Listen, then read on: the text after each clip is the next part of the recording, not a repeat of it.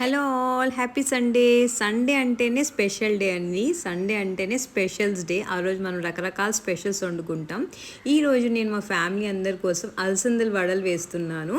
అలసందల వడలు అంటే ఇష్టపడని వాళ్ళు ఎవరుంటారు? మా రాయలసీమ స్పెషల్ ఎర్రకారం అలసందల వడలు మీలో ఎంతమందికి ఇష్టమో నాతో కమెంట్ సెక్షన్లో అయితే షేర్ చేసుకోండి.